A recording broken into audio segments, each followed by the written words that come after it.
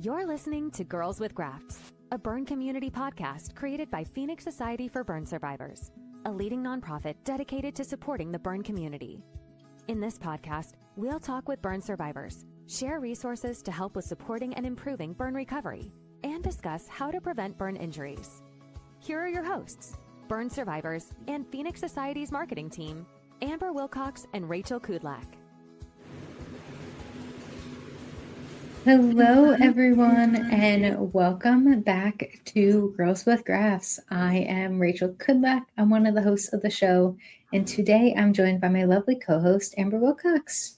Hi, very exciting today. We are kicking off a new episode and really excited for a new season. I can't believe we are in season 9. Getting ready for another great lineup of guests this season. It's hard to believe we've done this many episodes, Amber. I know. I am. We were just talking about this, but I'm excited that we are keeping it going this long. I know. Well, we have so many great stories and so many great guests that we can have on the show. So before I introduce today's guest, Amber, do you want to give a shout out to today's podcast partner? Absolutely. Today's podcast is powered by the Board of Certification for Emergency Nursing, BCEN. BCEN is committed to advancing burn care through the Certified Burn Registered Nurse, or CBRN, credential, a certification designed to recognize specialized knowledge and expertise across the burn care continuum. Yeah, so we thank the BCEN for their partnership and support of Phoenix Society. And today we are welcoming on someone who knows a ton about nursing. Today we're welcoming on Kailin Kyle, who has been a registered nurse for nearly 5 years and will celebrate 3 years as a burn nurse this summer. Her interest in burn care began in 2021 when her uncle was treated at the Connecticut Burn Center. After attending her first American Burn Association conference in 2023, Kailin became involved with Phoenix Society and later became co-lead coordinator for the Connecticut Burn Center's Phoenix SOAR Program. Today, she helps host monthly support groups, coordinates certified peer support visits, and recruits new peer supporters. She's proud to help build a safe, supportive community for burn survivors in Connecticut. So thank you, Kailin, so much for joining us today. Thank you for having me. Yeah, well, we're so excited to have you on the show. And to get started, we always tell our listeners a little bit more about how your personal journey got involved with burn care. So if you don't mind taking a moment to just share that with us to get started today. I joined the Connecticut Burn Center about 3 years ago. I'm coming up on 3 years this August. Like we said in my introduction, my uncle is a firefighter in Connecticut, and he was unfortunately burned on scene. I was already 2 years into my career, and he texted me about his visit at the Connecticut Burn Center, and I was the weird niece asking for pictures, and he kept sending me pictures throughout his healing stages. And slowly I came to the realization that maybe burn is for me, and I applied, and I just fell in love with it right off the bat. That's awesome. I mean, it's great, kind of how you have that personal connection that got you involved in burn care. So before that, you mentioned you were a nurse kind of before that injury happened. What kind of interested you in becoming a nurse and working in healthcare? My interest in nursing started off very young. My grandmother was a nurse, and she opened up a Jewish Hebrew home in Connecticut, and I would be rounding with her at like 3 years old, visiting patients, and that I always kept it in the back of my head. But as growing up, you go through the stages of what career you want to go into when you grow up. And as I started looking into colleges when I was in high school, I really sat down and thought to myself, hey, maybe I do want to go into nursing. And so I applied into University of Bridgeport's nursing program, got accepted, and right off the bat, I just knew the career was my calling. That's awesome. It's actually funny though. No, I was just going to say, I kind of had a similar thing of I wanted to be a nurse, or I wanted to be a physical therapist and work in healthcare. And I remember when I was applying or like starting to look at like colleges and high school, you had to go do like shadowing, and I went and shadowed a few nurses, and I had the opposite reaction. I was like, this is not for me. I could not I couldn't do it. I give nurses all the props because that is not easy work, and I knew quickly that I was not cut out for it. Thank you. Yeah, no, it's just funny kind of how some people like have that, they know and have that calling that that's meant for them, and others like me don't. But that is awesome kind of how you got connected, and especially, like I said, that full circle moment, how your uncle got injured and now it led you to burn care. Yeah, he always jokes about it. Do you find that your connection with your uncle and what happened to him, do you see that in like the families that you help out today? I guess would be one of my questions there. I feel like we're such a small state, and that our Connecticut Burn Center is not very well known in the community. So once the families and the patients unfortunately have their stay with us, they are like, we didn't know that this existed. Like, this is amazing. And then as they're going through their healing process, they always want to come back and pay back to the community that helped them in the first place. That's great. And I guess having that personal connection to the burn community specifically, do you think that's kind of changed the way you practice as a nurse, or just kind of having that like personal insights through your uncle? How has that impacted how you treat your patients? I feel like I've just treated my patients the way that I would want my family member to be treated, with family members having to stay in the hospital for multiple different reasons, that I just wanted to always be the nurse and like a friendly face, that they know that they're safe and they're going to be well taken care of, whether it's a burn injury or not. No, that's awesome. So I understand that you first connected with the Phoenix Society after the ABA conference in 2023. What stood out to you from attending that experience, and what made you want to connect with Phoenix Society directly? When I attended my first ABA conference in 2023, it was in Chicago, and they had a little section set up that was a walk to remember, and they had shoes that you can try on of burn survivors, and you have like little audio, put headphones on, and you just walk around the little center and you just hear their stories. And I was so inspired, and I sat down with one of my coworkers, and she was telling me about how we used to have a SOAR program, but unfortunately like kind of got put on the back burner after COVID. And she was encouraging me to pick it up and start it back up. And I got home and I was like, oh, can I actually do it? And I started asking questions to our physical therapist, our outreach program manager, and they backed me up and we restarted the program. So that's how my interest in the Phoenix Society started. That's really awesome. And I was not aware of the Walk to Remember, so that's also a really cool opportunity for you to connect. Mm-hmm, definitely. Or it was like a walk a mile in my shoes, one of those. Something like that. Yeah, it's a really powerful exhibit where you can listen to, you get a pair of shoes and like a shoebox from the survivor, and then you can listen to their story as you metaphorically take a walk in their shoes. So I love that exhibit, and I hope one day we can bring it to our conference too. So that would be amazing. Yeah, it's really, really powerful. And I know you obviously just talked about kind of how you restarted this support program after COVID, and obviously a few years later. I know for a lot of our burn care professionals who are listening, COVID was obviously a major hit in so many ways, but specifically for Phoenix SOAR, whether they lost peer supporters just because it had to all be moved virtually, or funding or capacity, they just couldn't support the program anymore. So I know it's been a few years since COVID, but kind of what tips do you have to maybe other hospitals who are listening who want to restart their program, but just aren't sure where to start? If there's coordinators that are still working at the hospital that you're at, just ask them questions about what was the program like? What did you do? How did you do it? Those are the questions that I asked, and they were really beneficial to me because they already had the whole program layout right there, and they just handed it over to me, and I just sat down with myself, and I'm like, how can I make it better? And I also reached out to our already certified peer supporters, and I'm like, what can I do to make it better than what it was prior to COVID?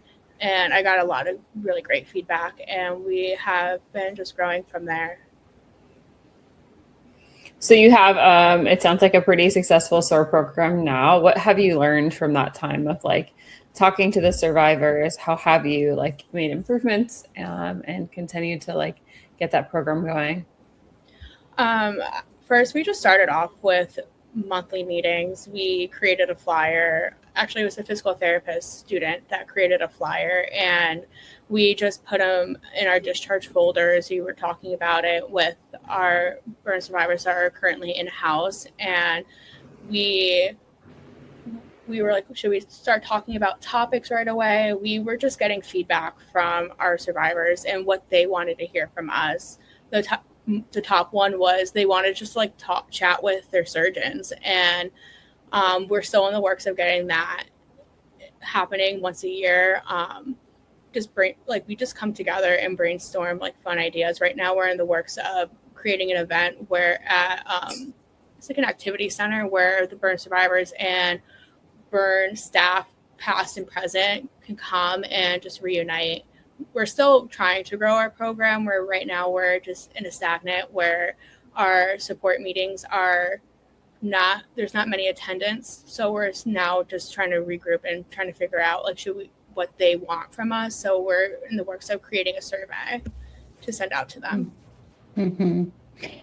Yeah, I know in our, State of the Survivor report, we did a lot of research on that too, in terms of like why, survivors and caregivers, we often hear say they want to get connected and want that support, but maybe aren't actually attending support group or either, and kind of diving into why aren't they attending, whether it's, time commitment issues and just like exploring those other barriers to, entry, for lack of a better word. Yeah, we always see that around the holidays specifically, that not many people come to the meetings, and we're like, oh, it's just the holiday season, and now we're reaching summer, and we're like, maybe they're on summer vacation, but we're like, maybe the monthly meetings are just too much for us right now, and then we can reevaluate hosting monthly meetings further down the line. So we're just trying to create a little workup to see what they want from us. But we do have a peer supporter try to come at least once a week to see our survivors. We've been extremely busy. And last week we had a peer supporter come, and she saw, I think, about 9 patients, and their faces after just realizing, oh, I'm not alone, that I do have a community behind me is amazing to see. And it's one of the reasons why I do what I do. That's great that you are able to connect that many. That's a lot for her, for sure. She loves it. She's like, when can I come back? And I'm like, well, I'm on vacation this week, but you can reach out to my assistant manager, reach out to the other co-lead coordinator. We'll figure it out.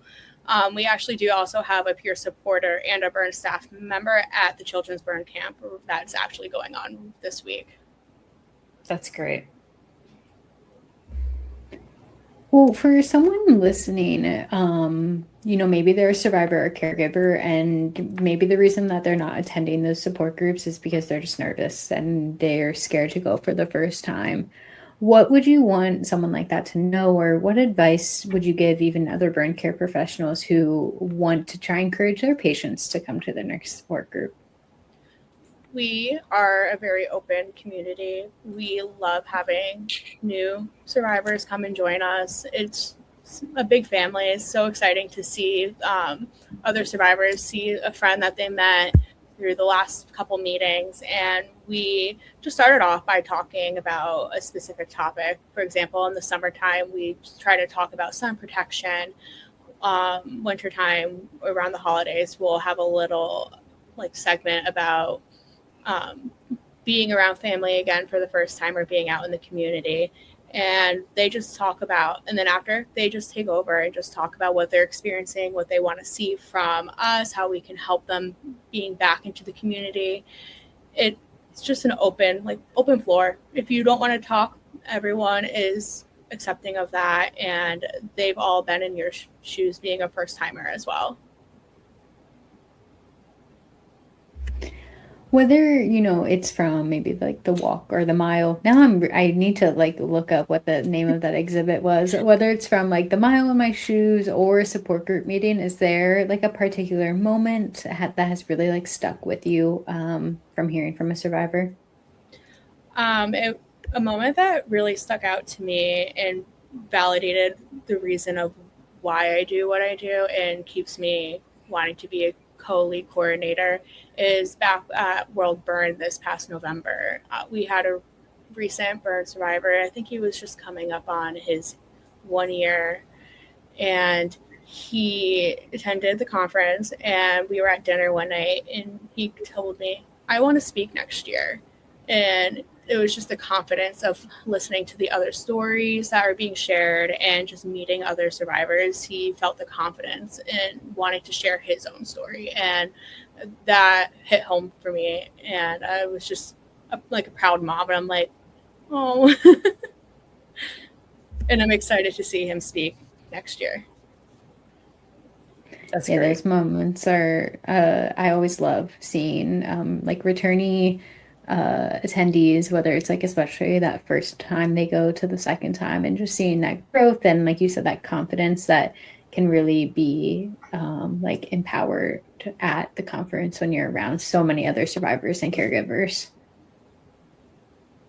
His wife was also so supportive, and she's like, yeah, we're gonna come and he'll talk. I don't know if he wants to just like do the open floor or be on a podium, but that we'll be in touch about that in the next year. That's great. Always good to hear that.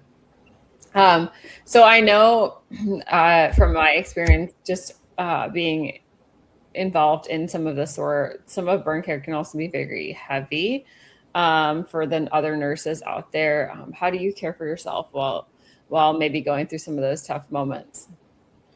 I try to leave work at work, but the burn survivors are always constantly on my mind, and trying to, how can I help them and just be not just their nurse, but a shoulder to lean on and be their confidant.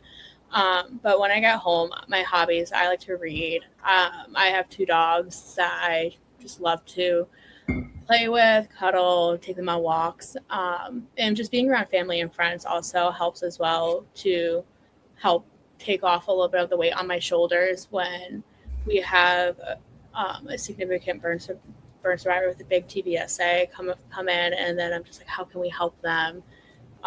Or how can I figure out when they're ready for peer support, because the ones that have a bigger TBSA tend to need the peer support a little bit more than the family members do actually at the first part. So I'm always thinking about the family as well, because I always want to be the nurse that takes care of not just the patient, but the family as well. Mm-hmm. Of course. Definitely. Well, how has, whether it's again like ABA or attending Phoenix World Burn Congress or the Phoenix SOAR program, whether it's going to sessions at those conferences or whatnot, how has that really kind of changed? I guess I know we talked a little bit about how like your uncle's injury maybe changed your care as a burn nurse, but how have some of those other events really shaped the way you care for patients? I personally love going to every session and just seeing what each burn center has learned in the past year, or what study they have been focusing on, and how is it relating to us? What can we take back to us? I always have a notes app or a notebook filled with ideas, and I'm not usually alone at the conferences too. So I'm usually with my other colleagues, and we just brainstorm on what we can bring back. This year, for example, at ABA, there was a big frostbite community. So me and the pharmacist were chatting about how we can help our burn survivors with what do they use that we haven't been using that can help our outcome, because this past winter has been very brutal. That's interesting. I wouldn't even realize that because, you're in Connecticut, but I can imagine there is some, like, frostbite is technically a type of burn. So like that can be probably really tough for some of your patients. Yeah, especially because I've only been at the burn center for 3 years, but the prior 2 years, we haven't really seen any frostbite. And as being now one of the senior staff, the new burn nurses are looking at me and I'm like, oh, I don't know. We only had like 1 or 2, but we have a whole protocol that our burn medical director created. And I'm like, let's look it up. Let's figure it out. We'll call the pharmacist and how to initiate. And our numbers this winter just skyrocketed. It was a brutal winter this year. That's fascinating. I don't think we've ever interviewed anyone that has had frostbite either. So that's, if you know any burn survivors that want to talk about that, that would be interesting for us to get to talk to someone that had frostbite. I'm sure you do see it. It's just not something you hear about, especially Rachel and I live in warmer climates. So I can only imagine my recovery is probably really different. But yeah, the New England burn centers, we were a little bit shocked about the increase. We were shocked, but not shocked at the same time about the increasing frostbites. We've just been seeing the increase across New England this winter. Is there a particular occasion you see frostbite the most? Like, is it hands, face? Like, yeah, it's usually the hands, elderly shoveling, and then they lost their footing and fell. The unhoused that couldn't get into a warming center that night. I feel like more of like when you're out shoveling, it was a lot that we saw this year. That's interesting. Make sure you wear gloves, right? Exactly. How, I guess, when talking about frostbite specifically, are there any like differences in like terms of like how to care for a frostbite burn versus obviously like a flash or flame or something like that? What are some of the key differences there? Like one of our first interventions that we do is try to get them warm, and then depending on the hospital protocol, we'll just initiate TPA to help get blood flow down to the extremity that is affected. So it's the most important thing is just to get that extremity warm again. So that's what our nursing protocol is more focused on, and then we'll follow the lead of that what attending wants to follow. And then in terms of like, is it debridement and whatnot also in a frostbite situation or no? It depends on what grade the level is of the frostbite. So it all determines on what the attending that is on wants the nursing staff to do. Sometimes we'll leave the blisters intact. Sometimes we will not. And then we'll put them in a dressing and monitor like twice a day, once on each shift. That's rough. I would have never imagined. You don't think of it as a burn, I think, as much as like some of those other burns, but that's just fascinating to hear you talk about it. Well, and it's so interesting too when we just think about in the United States alone, how many like the different regions and locations and the different types of burns that different obviously locations have to deal with. Because I know we've talked to some of our friends in Arizona before about, especially with like hot pavement or sand, like beach sand here in Florida is a big one. I knew a girl that had burned like both of her feet because of how hot the like sand here in Florida was.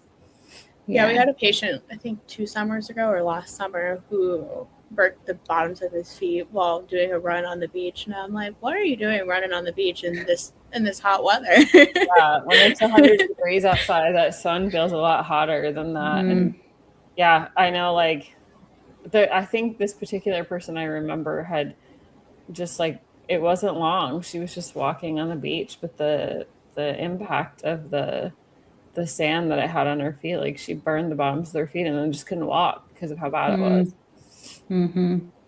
Well, and even regardless of location, I know especially on the East Coast, we're getting a heat wave recently. Like the metal like covers at the pool, like I know people have gotten burned on their feet too from just those burning, like literally burning up in the heat in the sun. And you think like, oh, I'm at the pool, I should be okay, but just things like that. Yeah. It's much more than just, a fire or a flame that causes burns. And Yeah, there's so many different types. And I think I was just fascinated because we've not really talked about frostbite before. And so when you said that, I was like, wait a minute, what? Yeah, a lot of outside hospitals that don't have a burn center as well don't know that they can contact their local burn center and be like, hey, like, can this patient come? What can we do for this patient? Yeah. So it's a lot of our outreach is, I think this winter is probably going to be focusing on frostbite if it's going to be as bad as it did. Right. Mm-hmm. Yeah, depending on how cold the winter will be too, I'm sure. Yeah. Mm-hmm. Well, aside from, maybe just frostbite as an example, are there, other things that have maybe like surprised you, especially working in burn care for only a few years, and just maybe things you weren't expecting that you would have to handle or anything like that? Nothing comes to mind like when you first bring it up, but I feel like there's been one case sticks out to me in my head, and it was just like an electrician working on an electric box, and not an electrical injury, but like the box, I guess, kind of exploded. I don't know if that will be the right term, depending on what the fire marshal said. And just like seeing it, I'm like, oh, this, like, he was just doing his job, and it wasn't like he was doing anything wrong. So those cases where they were doing everything right, but unfortunately the way that the event went, I'm just like, wow. I could like sit back and reflect, and I'm like, wow, like that actually happened. Mm-hmm. Yeah, it's, obviously accidents happen, especially when you think of like cooking fires and things like that. But especially, those like workers' comp cases and, those types of injuries where, maybe they weren't doing anything wrong, or something was just overlooked, or an accident that couldn't be prevented just happened. Certainly, like to your point, it's just, it can, take, I guess, like a lot out of you just thinking of like they were in the wrong place at the wrong time or something like that, and that there's nothing anyone could have done to prevent it. And I think that's the unfortunate reality of burns. Sometimes you just accidents do happen, right? A lot of the time they're accidents. But yeah, opportunities to learn from what happened, and ways that we can kind of, right? Like I would have not, frostbite, right, can be a really serious injury just because you're outside shoveling when it's really cold out. So fascinating to hear different stories for sure. Yeah, I agree. Well, I'd love to know what the future holds for the SOAR program at your hospital. Kind of like what are your hopes for that program? My hopes is that we continue to grow, recruit new peer supporters, and have them take the certification class. My dream would just be having every day a peer supporter coming and visiting patients, but sometimes I know that's not a reality.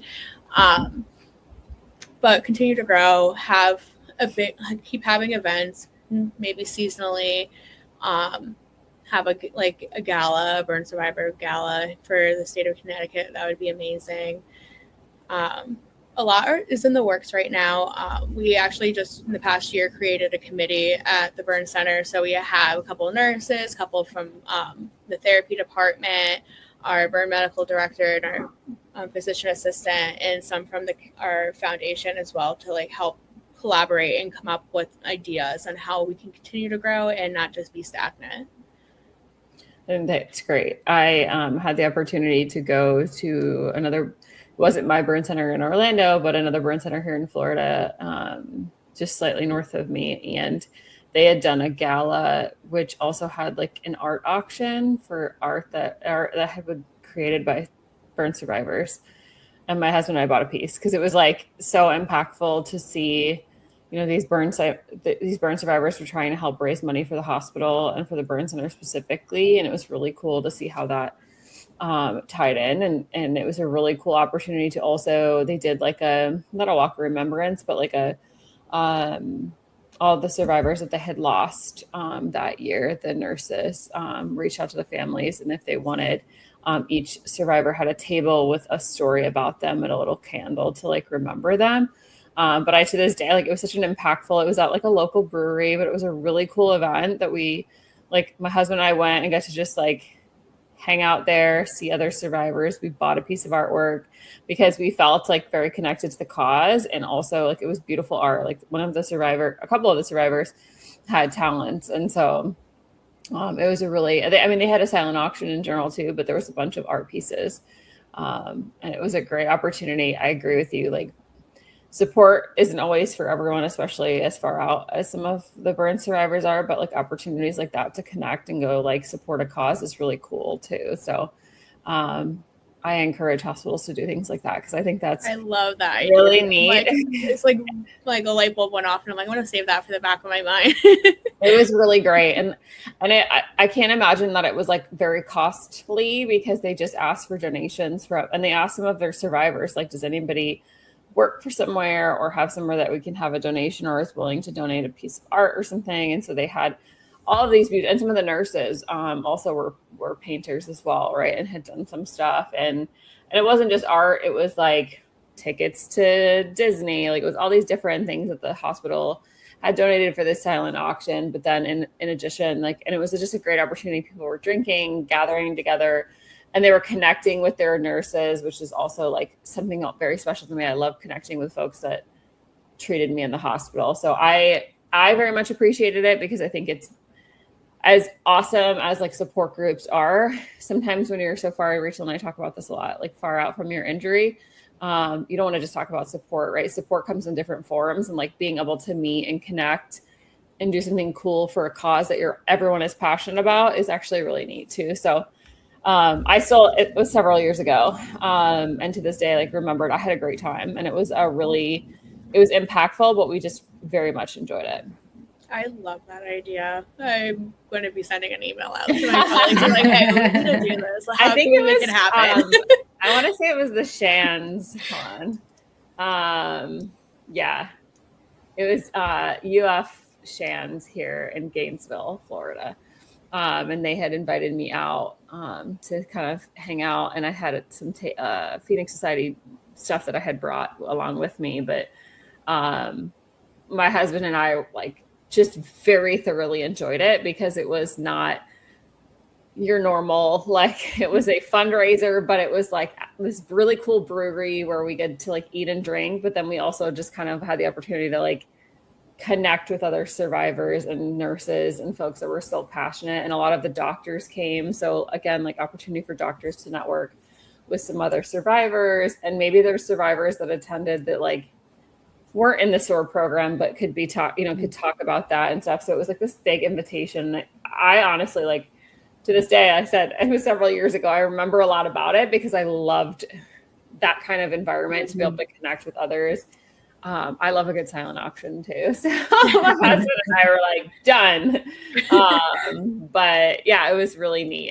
And like I said, I also like remember the tables where they remembered the survivors that had passed because it was a really nice, like in the middle of the room, they had all these tables with like candles and stories that the families had submitted, right? They didn't have to have it there, but if they wanted to, and then a really sweet photo of the individual and kind of like a bit about them. So it was really neat to be able to remember those survivors, and folks could go around and kind of see them and really have a chance to, like, for the nurses also who probably took care of a lot of those patients. So I loved it and I would highly recommend it. So when you were talking about having a gala or something, I forgot about, like, it was a great event.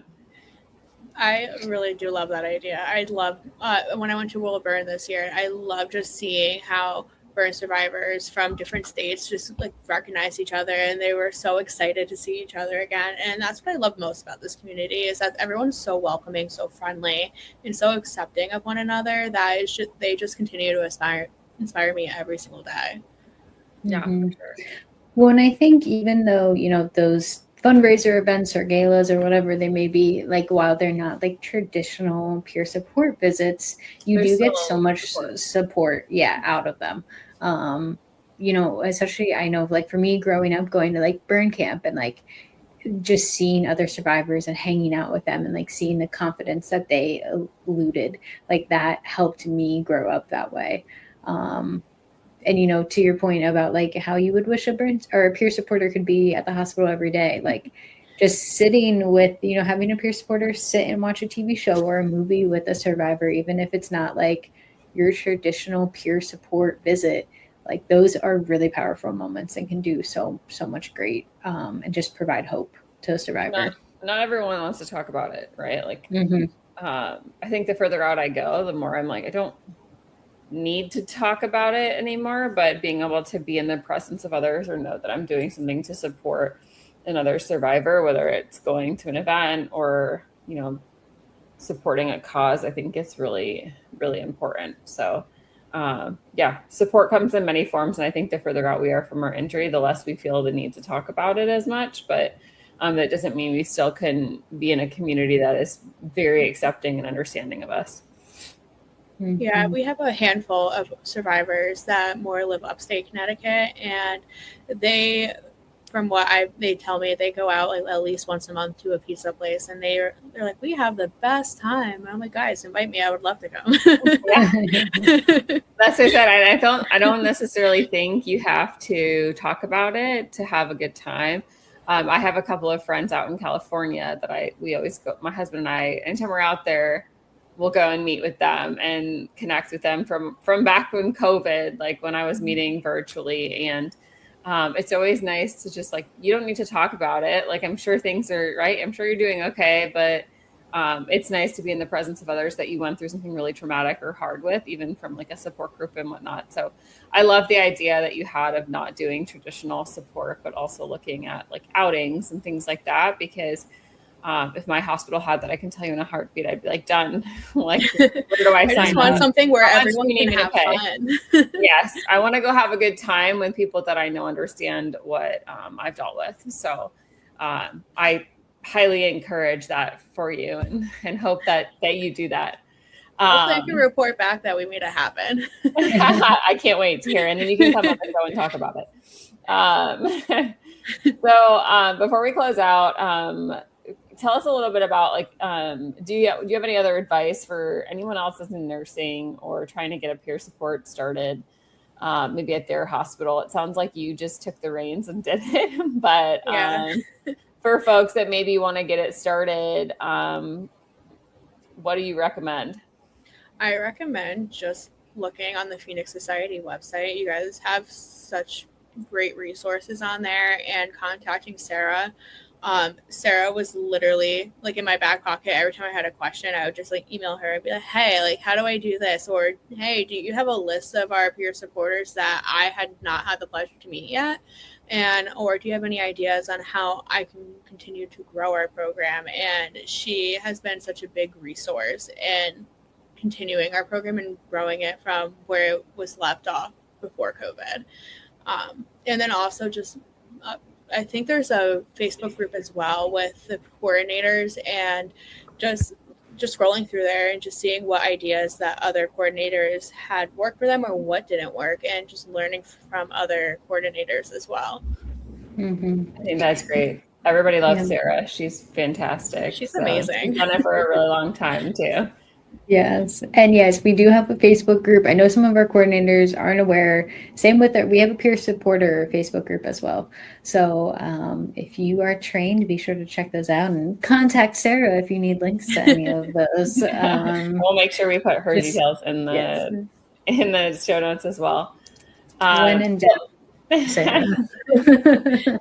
Well, we always ask our survivors 2 final questions. And so this season we've switched it up once again. And the question that I'm asking you does not have to be burn care or burn survivor related. But what's the best thing that's on your calendar within the next couple of months? My brother's getting married next month, so I'm very excited about that. Well, that's exciting. Yes, no, that's awesome. Weddings are my fave. I know some people don't like them, but I love weddings. I love celebrating love, and they're always so much fun. Me too. I have 3 of the next 6 months, and I'm in all of them. So I'm like, oh God. I am the maiden daughter at my sister's wedding after I give birth, and I'm like, I can't think about it right now until after this child is born because I'm not going to fit in a dress right now. So. For sure. Awesome. Well, it is time for our final question, which is our Phoenix partner question today, sponsored by BCEN. So their question is, if someone listening is in the hardest part of their journey today, what would you want them to hear? Ooh, that's a good question. I would say not to be afraid to ask for help, whether you are a nurse or a medical professional or a survivor. Asking for help can be the first step into like maybe getting out of the rut that you're in nursing, or just like help giving you that little glimpse of hope when you're a survivor and you're in the acute phase and being hospitalized. And before you're going back into the community, just asking for help, it can be the greatest resource that you can, because you're going to have input from multiple people on how to be better. And that's how I'm the nurse I am today, is just asking my colleagues, how can I be better as a nurse and as a coordinator? Like, what can I do to continue to improve? That's awesome.